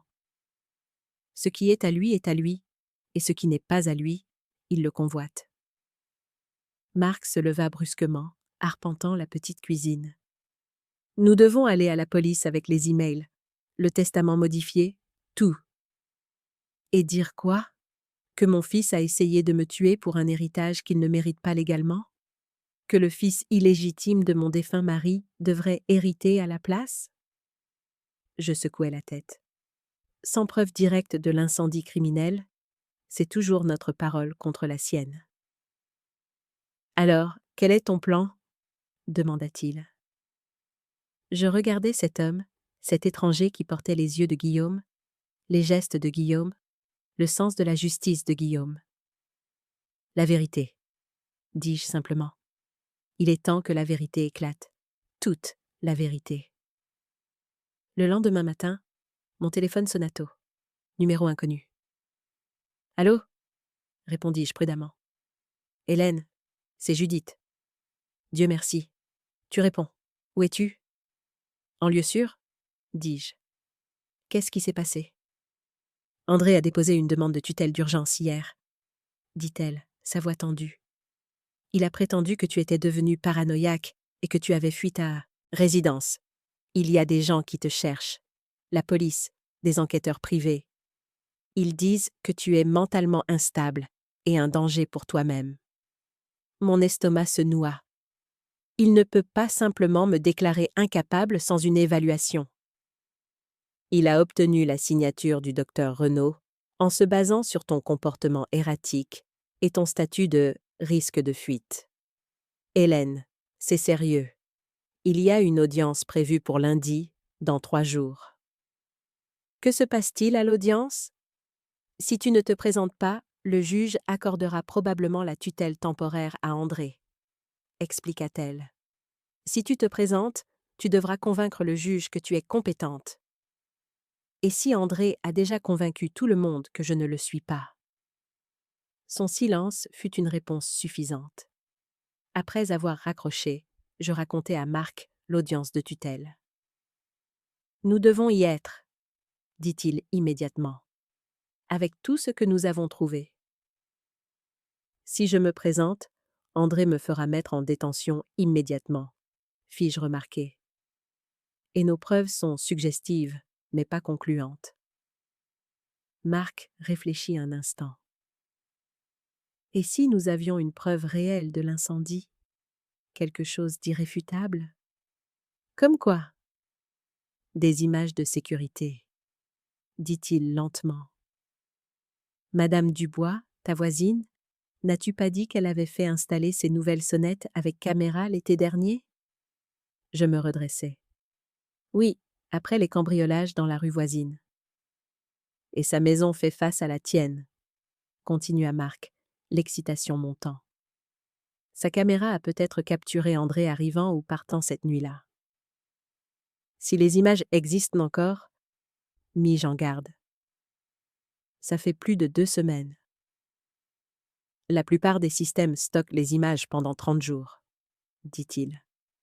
Ça vaut la peine de vérifier. J'hésitais. Je ne peux pas y retourner. André fera surveiller ma chaumière. J'irai, décida Marc. Ce soir.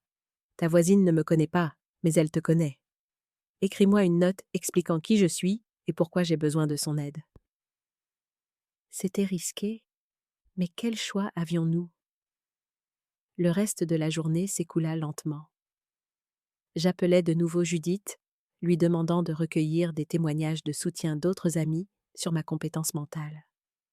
Marc contacta un ami avocat spécialisé en droit des aînés, expliquant notre situation en termes hypothétiques. Le soir venu, nous avions les prémices d'un plan. Marc retournerait en ville, parlerait avec Madame Dubois et, espérons-le, obtiendrait les images dont nous avions besoin. Je préparerai une déclaration pour l'audience détaillant tout ce qui s'était passé. Alors que Marc se préparait à partir, je lui tendis la note pour Madame Dubois et autre chose. Les résultats du test ADN de la boîte de Guillaume. « Pourquoi me donnes-tu ça ?» demanda-t-il, regardant le papier qui confirmait qu'André n'était pas le fils biologique de Guillaume. « Une assurance, dis-je simplement. Au cas où quelque chose tournerait mal. » Il hocha la tête sombrement, glissant tout en sécurité dans la poche de sa veste. « Je serai de retour au matin. » Verrouille les portes derrière moi. Après son départ, je m'assis à sa table de cuisine, rédigeant ma déclaration. La maison craquait et se tassait autour de moi. Des bruits inconnus dans un endroit inconnu. Je pensais à André, le bébé que j'avais bercé, le garçon que j'avais élevé, l'homme qui avait essayé de me tuer. Où tout cela avait-il mal tourné? L'obscurité avait-elle toujours été là? Ou avait-elle grandi avec le temps, nourrie par la cupidité et le sentiment que tout lui était dû? Le téléphone que Marc m'avait donné, un prépayé qui ne pouvait pas être tracé, sonna soudainement, me faisant sursauter. « Allô, Madame Guillaume ?» Une voix masculine inconnue. « Ici l'inspecteur Martin de la Gendarmerie nationale. Nous devons parler de l'incendie à votre résidence. » Mon pouls s'accéléra. « Comment avez-vous obtenu ce numéro ? » « Votre amie Judith nous l'a fourni, » dit-il. « Elle s'inquiète pour vous. Nous tous, en fait. » J'hésitais. Quelque chose n'allait pas. « Puis-je vous rappeler à la gendarmerie pour vérifier qui vous êtes ? » Une pause. « Bien sûr. Mais Madame Guillaume, nous avons des informations urgentes concernant votre fils, André. Il serait peut-être préférable d'en discuter maintenant. » « Quoi à propos d'André ? » Malgré ma méfiance, l'inquiétude s'insinua. « Nous avons des preuves suggérant son implication dans l'incendie, » dit l'inspecteur. Mais nous avons besoin de votre déclaration pour continuer. Où logez-vous? Je peux envoyer un agent pour prendre votre déposition officiellement. Chaque instinct criait au danger. Judith ne donnerait jamais ce numéro sans me le dire d'abord. Je viendrai à la gendarmerie demain, dis-je prudemment. Merci de votre appel. Je raccrochai avant qu'il ne puisse protester, puis j'éteignis immédiatement le téléphone. Mes mains tremblaient en réalisant à quel point j'avais failli révéler ma position. André devenait désespéré. Bien, les gens désespérés font des erreurs. Je passai une nuit agitée, sursautant à chaque bruit, la boîte en métal serrée contre ma poitrine comme un talisman. À l'aube, sans nouvelles de Marc, l'anxiété me rongeait l'estomac. Lui, était-il arrivé quelque chose? André l'avait-il intercepté d'une manière ou d'une autre? Je réfléchissais à ce qu'il fallait faire quand j'entendis une voiture dans l'allée. Jetant un coup d'œil à travers les rideaux, je vis le pick-up de Marc et je fus soulagé. Mais quand la portière du conducteur s'ouvrit, ce n'est pas Marc qui en sortit. C'était André, et dans sa main, il tenait la boîte en métal de Guillaume, celle que j'avais donnée à Marc pour qu'il la garde en sécurité. Le temps s'arrêta. Mon souffle se coupa dans ma gorge alors que je regardais André s'approcher de la maison, la boîte en métal de Guillaume serrée dans sa main. Il se déplaçait avec l'assurance d'un prédateur qui a acculé sa proie. Où était Marc? Qu'est-ce qu'André lui avait fait? Il n'y avait pas le temps de fuir, nulle part où fuir. C'était la maison de Marc, un territoire inconnu. André me rattraperait avant que je ne puisse sortir par la porte de derrière. Je m'éloignai de la fenêtre, mon esprit tournant à toute vitesse. La cuisine. Il devait y avoir quelque chose que je pouvais utiliser pour me défendre. J'attrapai une lourde poêle en fonte, juste au moment où la porte d'entrée s'ouvrait. « Maman !» La voix d'André retentit, faussement douce. « Je sais que tu es là. Parlons. » Je restais parfaitement immobile dans la cuisine, la poêle serrée dans mes mains tremblantes. « Ça a assez duré, » continua-t-il, ses pas résonnant dans le salon. « T'enfuir avec un étranger, entrer par effraction chez moi? À quoi pensais-tu? » Les pas se rapprochèrent. Je levai la poêle. André apparut dans l'embrasure de la porte, s'arrêtant en me voyant. Ses yeux se posèrent sur la poêle, et il sourit. Ce sourire condescendant que j'avais appris à détester. « Vraiment, maman? Tu vas frapper ton propre fils? » Il posa la boîte en métal sur le comptoir entre nous. « Pose ça, tu ne fais que prouver mon point de vue sur ton état mental. » « Où est Marc? » Ma voix était plus stable que je ne l'aurais cru. « Ton nouvel ami? » Le sourire d'André se crispa. « Disons simplement qu'il ne se joindra pas à nous. » La peur me serra le cœur. « Qu'est-ce que tu lui as fait? » « Rien dont il ne se remettra pas, » dit André avec dédain. « Bien que je doute qu'il puisse assister à ton audience de tutelle lundi. » Il fit un geste vers la boîte. « Lecture intéressante là-dedans? Tu as gardé des secrets. »« Toi aussi, » répliquai-je, ne baissant pas la poêle. « Comme la façon dont tu as essayé de me brûler vive dans ma propre maison. » L'expression d'André ne changea pas, mais quelque chose de froid vacilla dans ses yeux. C'est exactement le genre d'accusation paranoïaque dont j'avertissais le docteur Renaud. Pourquoi ferais-je une chose pareille à ma propre mère? Pour l'argent, pour le terrain, pour l'héritage que tu estimes te revenir de droit. Je fis un pas en avant. Mais il n'est pas à toi, André. Il ne l'a jamais été. Et maintenant, j'ai la preuve. Il rit, mais il n'y avait aucun humour dans ce rire. Une preuve? Tu veux dire ces divagations d'un homme mort? Il tapota la boîte. Qui les croirait plutôt que moi? Un homme d'affaires, respecté contre une femme âgée, avec des délires induits par un traumatisme. La police pourrait, dis-je, Surtout avec les images de sécurité de la sonnette de Madame Dubois, quelque chose vacilla sur le visage d'André. L'incertitude. Marc avait-il réussi à obtenir les images avant qu'André ne le trouve? Tu bluffes, dit-il, mais sa confiance s'était légèrement fissurée. Il n'y a pas d'image, n'est-ce pas? J'ai imité son ton condescendant précédent. Pourquoi ne laissons-nous pas la police décider? Ou mieux encore, les enquêteurs de l'assurance. La mâchoire d'André se crispa. Il jeta un coup d'œil à sa montre. Nous n'avons pas le temps pour ça. Il y a une voiture qui attend dehors. Tu viens avec moi au crépuscule doré jusqu'à l'audience. Je ne vais nulle part avec toi.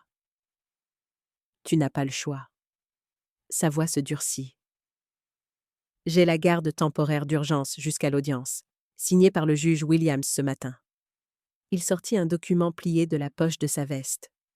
Tu peux venir volontairement ou je peux demander aux hommes dehors de t'aider. C'est ton choix. Je fixai le papier, reconnaissant le sceau du tribunal. Il disait la vérité. Comment m'as-tu trouvé? Demandai-je, jouant la montre, mon esprit cherchant des options. Ton ami Marc n'était pas aussi malin qu'il le pensait, dit André avec suffisance.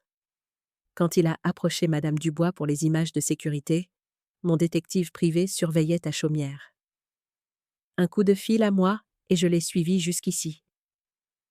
Il vérifia de nouveau sa montre. Maintenant, nous partons. Pose la poêle, maman. Je baissai lentement la poêle sur le comptoir, mes yeux ne quittant jamais les siens. Je dois d'abord aller aux toilettes. André hésita, puis hocha la tête. Fais vite. Les hommes dehors ne sont pas aussi patients que moi. Je me dirigeai vers la salle de bain, fermai la porte et m'appuyai contre elle, mon cœur battant à tout rompre. Il devait y avoir une issue. La petite fenêtre était trop étroite pour y grimper. Pas de téléphone pour appeler à l'aide. Pense, Hélène. Pense. Mes yeux tombèrent sur l'armoire à pharmacie. Des pilules, des bandages, rien d'utile. Puis j'aperçus le rasoir électrique de Marc sur l'étagère.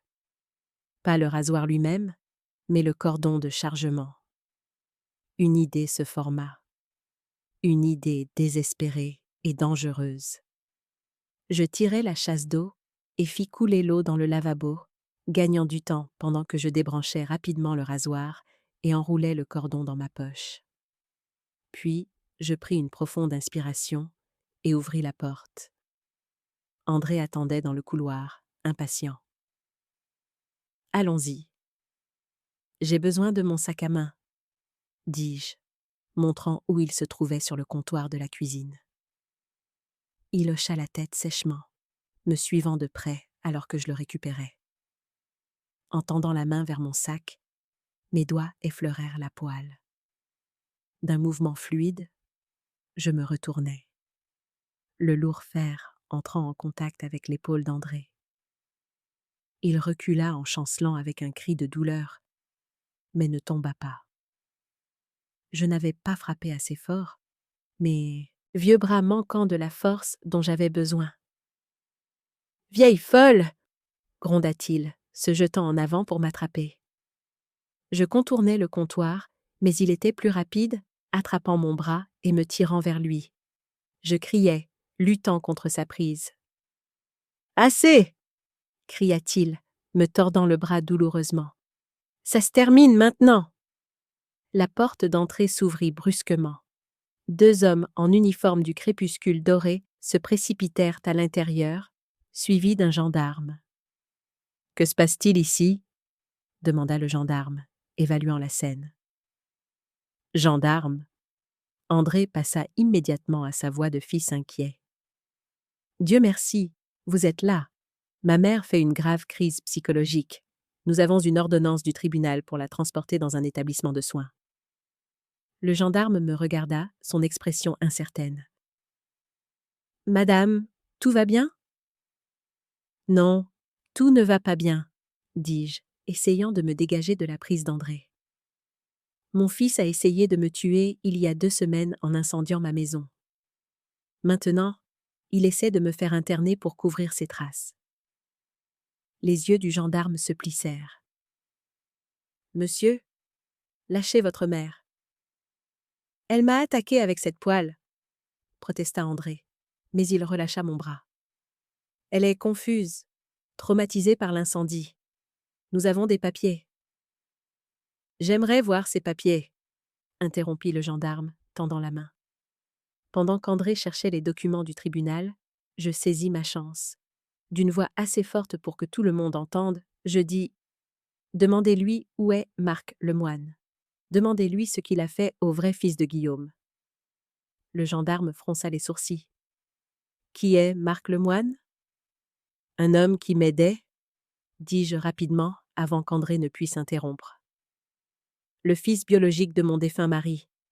André a découvert que nous avions des preuves contre lui, et maintenant, Marc a disparu. » « Elle est délirante, » intervint André, tendant les papiers au gendarme. « Il n'y a pas de Marc Lemoine. Mon père n'a jamais eu d'autre fils. » Le gendarme parcourut les documents, son expression grave. « Ceux-ci semblent en règle, madame. Je suis désolé, mais... Vérifiez le garage. » Une voix appela faiblement de l'extérieur. Nous nous sommes tous retournés. Marc se tenait dans l'embrasure de la porte, du sang séché sur un côté de son visage, s'appuyant lourdement sur le cadre. « Il est dans le garage, » répéta Marc, désignant André. « Les images de sécurité de l'incendie sur mon ordinateur portable. Il me l'a pris. » La main du gendarme se déplaça vers son arme. « Monsieur, est-ce vrai ?» Le visage d'André se tordit de rage. « Il est entré par effraction chez moi. Il a rempli la tête de ma mère de mensonges. » « Vérifiez le garage, » articula Marc, ses yeux ne quittant jamais André. Quelque chose dans son ton fit hocher la tête du gendarme à l'un des préposés du crépuscule doré. « Allez voir. »« Vous n'êtes pas sérieux ?» protesta André. « Cet homme est un intrus. Ce sont des lois sur la propriété privée. »« Monsieur, je vais vous demander de vous taire pendant que nous réglons cette affaire, » dit fermement le gendarme.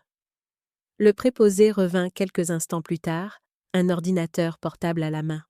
« J'ai trouvé ça dans le coffre de la berline bleue dehors. » Le gendarme prit l'ordinateur portable. « C'est à vous, monsieur ?» demanda-t-il à Marc. Marc hocha la tête, grimaçant sous l'effort. « Ouvrez le fichier vidéo sur le bureau. Il est daté de la nuit de l'incendie. » Le gendarme ouvrit l'ordinateur portable et cliqua sur le fichier. Nous avons tous regardé en silence les images granuleuses montrant la façade de ma maison depuis l'autre côté de la rue. Une voiture s'est arrêtée. La voiture d'André. L'horodatage indiquait 21h17. Une silhouette en est sortie. Incontestablement André dans son manteau cher, portant quelque chose. Il a disparu dans la maison. 8 minutes plus tard, il est ressorti, est monté dans sa voiture et est parti. 2 minutes après, les premières lueurs de flammes sont apparues à la fenêtre de mon salon. Le visage d'André s'était vidé de toute couleur. « Ce n'est pas moi ?» balbutia-t-il. « Ça pourrait être n'importe qui. » Le gendarme ferma l'ordinateur portable. « Monsieur, je vais vous demander de venir avec moi à la gendarmerie pour un interrogatoire. »« C'est absurde !» La voix d'André monta en un cri. « Cette vidéo est truquée. Tout ça est un coup monté. »« Monsieur, » dit le gendarme, sa main se déplaçant vers ses menottes. « Veuillez vous retourner et placer vos mains derrière votre dos. » Les yeux d'André balayaient sauvagement la pièce comme un animal acculé. Pendant un moment terrifiant, je crus qu'il pourrait attaquer le gendarme.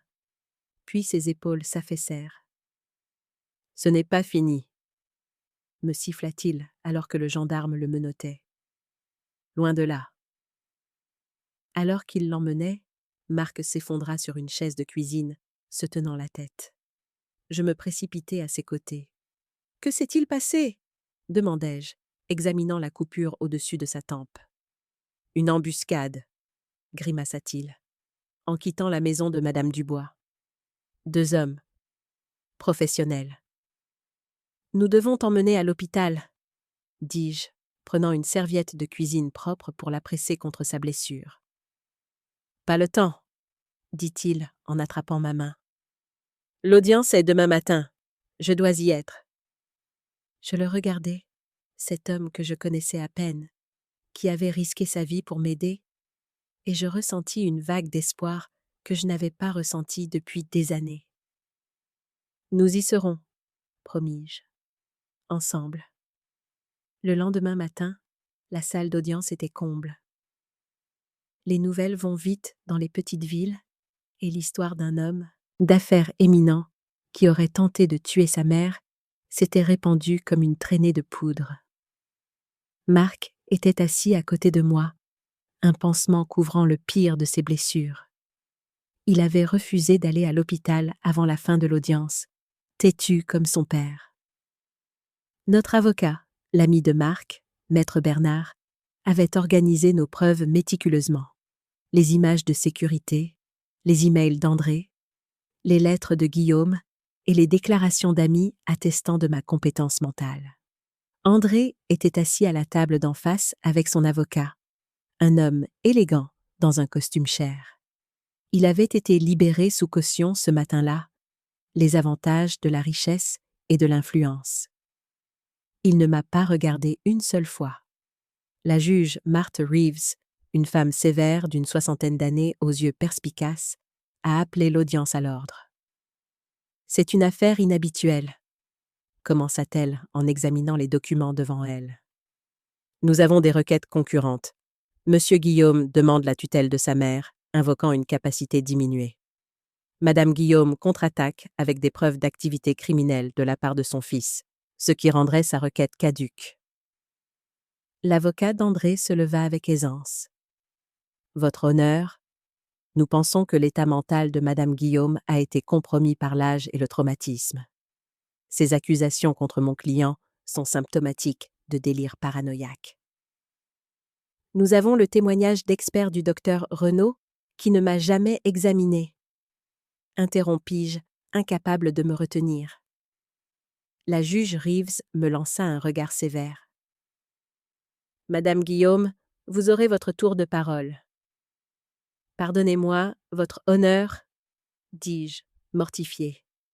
La juge se tourna vers l'avocat d'André. « Continuez, maître Davis. » Davis exposa leur cas. Mon comportement erratique après l'incendie, ma fuite de ma résidence, mes accusations bizarres contre André et l'évaluation du docteur Renaud basée sur les dossiers hospitaliers et les rapports d'André. Quand ce fut notre tour, maître Bernard présenta nos preuves méthodiquement, gardant les images de sécurité pour la fin.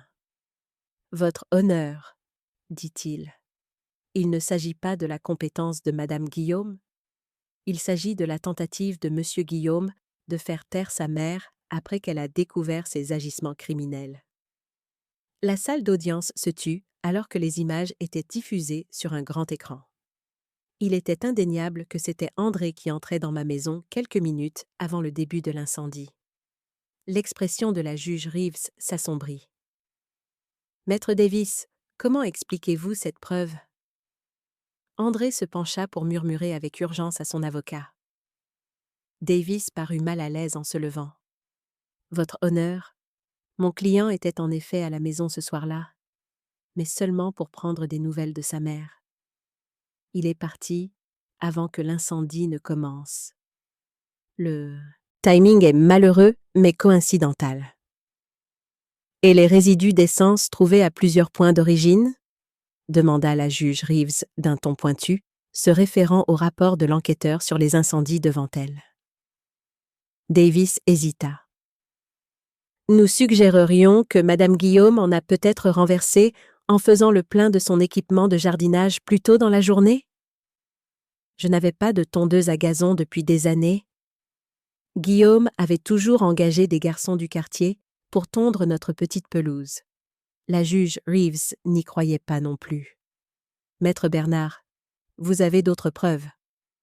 Maître Bernard hocha la tête, présentant les emails, montrant les plans d'André pour développer ma propriété, ses premières demandes de renseignements au crépuscule doré, et le message accablant à Valérie sur le fait d'avoir une table rase pour travailler après l'incendie. À mesure que chaque preuve s'accumulait, je regardais le sang-froid d'André se fissurer. Sa façade confiante s'effritait, révélant des éclairs de l'enfant en colère et privilégié qu'il avait toujours été sous l'extérieur poli. Finalement, la juge Reeves se tourna vers moi. « Madame Guillaume, souhaitez-vous faire une déclaration ?» Je me levai, mes jambes plus stables que prévu. La salle d'audience se calma alors que je regardais directement André pour la première fois. « J'ai élevé André comme mon fils, » commençai-je, ma voix claire dans la salle silencieuse. Quand j'étais jeune et seule, Guillaume m'a épousée et a donné à mon enfant à naître son nom, son amour et sa protection. Il n'a jamais dit à André qu'il n'était pas son fils biologique. Il l'a aimé comme le sien. La tête d'André se redressa brusquement, le choc se lisant sur son visage. « Oui, André, » dis-je, m'adressant directement à lui. « Guillaume n'était pas ton père biologique, mais il a choisi d'être ton père de toutes les manières qui comptaient. Et comment as-tu remboursé cette vie d'amour ? En essayant de tuer sa femme, ta mère, pour un héritage qui n'a jamais été légitimement le tien. » Des murmures parcoururent la salle d'audience. Le visage d'André était devenu d'une pâleur mortelle. « Je ne veux pas de vengeance, » continuai-je, me tournant vers la juge. « Je veux la justice. Je veux que la vérité soit connue. Guillaume soupçonnait ce qu'André pourrait faire. C'est pourquoi il a changé son testament pour me protéger. C'est pourquoi il a contacté son fils biologique, Marc Lemoine. » Je fis un geste vers Marc à côté de moi. Guillaume savait qu'un jour, j'aurais peut-être besoin de protection contre la cupidité d'André. Il avait raison. Sans Marc, je serais peut-être morte ou enfermée dans un établissement pendant qu'André vendrait ma maison et mon terrain pour un projet immobilier. Je pris une profonde inspiration, sentant des décennies de vérités non dites enfin se libérer. « Votre honneur, je ne suis pas incapable. Je ne suis pas confuse. Je suis une femme qui a été presque assassinée par son fils et qui a trouvé une aide inattendue d'un fils qu'elle ne savait pas avoir. » La juge Reeves m'étudia un long moment, puis hocha la tête. « Merci, Madame Guillaume. » Elle se tourna vers André. « Monsieur Guillaume, souhaitez-vous répondre à ces allégations ?» André se leva, son avocat lui murmurant avec urgence à l'oreille. Il l'ignora. « Elle ment, » dit-il, sa voix tremblant d'une rage à peine contrôlée. « Surtout, je suis le fils de Guillaume, son seul fils. Cet homme, » il pointa un doigt vers Marc, « est un escroc qui essaie de voler mon héritage, et ma mère est soit sa complice volontaire, soit sa victime. » L'expression de la juge Reeves resta impassible. « Monsieur Guillaume, êtes-vous prêt à vous soumettre à un test ADN pour établir la paternité ?» André hésita, le masque confiant glissant. « Ce n'est pas nécessaire. Mon acte de naissance mentionne Guillaume comme père. » « Oui, » termina la juge pour lui. « Mais Madame Guillaume vient de témoigner que c'était une fiction juridique, pas une réalité biologique. Un test ADN résoudrait la question de manière concluante. »« Je refuse de dignifier cette farce avec mon ADN, » lança André, son sang-froid se brisant complètement. Les sourcils de la juge Reeves se haussèrent légèrement. « C'est votre droit, monsieur Guillaume. Cependant, à la lumière des preuves présentées aujourd'hui, je rejette votre demande de tutelle de Hélène Guillaume. De plus, je renvoie les preuves d'incendie criminel au bureau du procureur pour une enquête criminelle. » Elle se tourna vers moi, son expression s'adoucissant légèrement. « Madame Guillaume, vous êtes libre de rentrer chez vous, bien que je comprenne que votre maison ait été détruite dans l'incendie. » Elle a un foyer avec moi, dit Marc, se levant à mes côtés. Aussi longtemps qu'elle en aura besoin. Alors que le marteau tombait, finalisant la décision de la juge, André se jeta de l'autre côté de l'allée vers moi. « Tu as tout ruiné !» cria-t-il, alors que son avocat et un huissier le retenaient. Je ne tressaillis pas. L'homme devant moi n'était pas le fils que j'avais élevé. Peut-être ne l'avait-il jamais été. C'était un étranger consumé par la cupidité et le sentiment que tout lui était dû. « Non, André, dis-je doucement. Tu as fait ça tout seul. » La justice n'était pas seulement une décision légale. C'était la reconnaissance publique d'une vérité longtemps étouffée.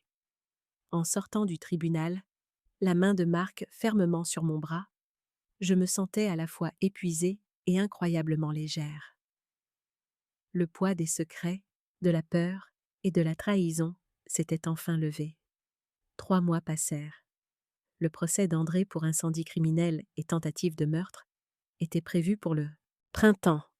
La libération sous caution lui avait été refusée après qu'il eut violé une ordonnance restrictive en se présentant au garage de Marc, vociférant sur ce qui lui revenait de droit. Valérie avait demandé le divorce le lendemain de son arrestation, affirmant qu'elle ne savait rien de ses plans. Je n'étais pas sûre de la croire, mais sans preuve, il n'y avait rien à faire. La compagnie d'assurance, après avoir examiné les preuves de l'audience, avait approuvé ma demande.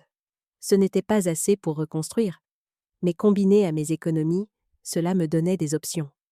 Marc insistait pour que je continue à rester avec lui. « La maison est trop grande pour moi tout seul de toute façon », avait-il dit avec le doux sourire de Guillaume. Lentement, je m'habituais à cette nouvelle vie, à avoir un fils qui me regardait avec gentillesse au lieu de calcul, qui écoutait quand je parlais au lieu d'attendre que je finisse, qui appelait juste pour vérifier si j'avais besoin de quelque chose au magasin.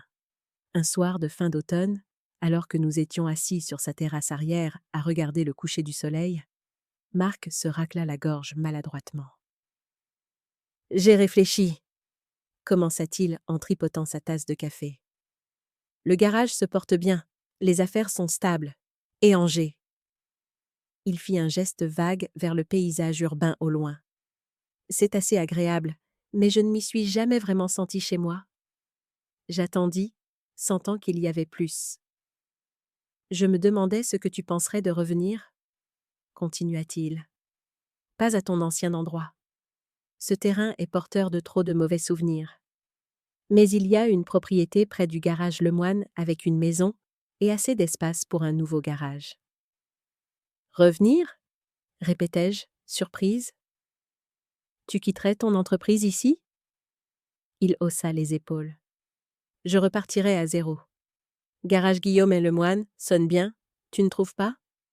Les larmes me piquèrent les yeux. Guillaume aurait aimé ça. Marc hocha la tête, ses propres yeux étrangement brillants. « Alors, qu'en dis-tu ? Prête pour un nouveau chapitre ? » J'y ai pensé. Retourner dans la ville où j'avais passé la majeure partie de ma vie, mais avec un nouveau but. Une nouvelle famille. Une chance de reconstruire quelque chose de mieux sur les cendres de ce qui avait été perdu. « Oui, » décidai-je. Je pense que je le suis. 2 semaines plus tard, nous avons signé les papiers de la nouvelle propriété. Une maison modeste avec un grand garage tombé en ruine. La toile blanche parfaite. Alors que Marc exposait avec enthousiasme ses plans pour le garage, je déambulais dans la maison vide, imaginant ce qu'elle pourrait devenir. Pas un remplacement pour la maison que j'avais perdue, mais quelque chose de nouveau, quelque chose à nous. Dans ce qui allait devenir ma chambre, j'ai déballé la boîte en métal de Guillaume pour la dernière fois. Les papiers, à l'intérieur, avaient servi leur but. Justice avait été faite. Il était temps de laisser le passé derrière soi. Mais il y avait un objet que j'ai gardé. Un petit colibri en bois que Guillaume avait sculpté pour moi pendant notre première année ensemble. Il avait survécu à l'incendie, noirci, mais intact. Je l'ai placé sur le rebord de la fenêtre, où la lumière du matin l'attraperait. Nous l'avons fait, Guillaume, murmurai-je. Nous avons protégé ce qui comptait. Un coup à la porte interrompit mes pensées. Marc était là, de la graisse tachant déjà ses mains après avoir examiné l'équipement du garage. Je pensais, dit-il en s'appuyant contre le cadre de la porte. Peut-être qu'on pourrait faire une petite pendaison de crémaillère quand on sera installé, inviter Judith et certains de tes autres amis, repartir à zéro. J'ai souri, me sentant plus légère que je ne l'avais été depuis des années. J'aimerais beaucoup ça. Ce soir-là, nous avons allumé un petit feu dans le foyer du jardin. Les anciens propriétaires l'avaient laissé à l'abandon, envahi par les mauvaises herbes.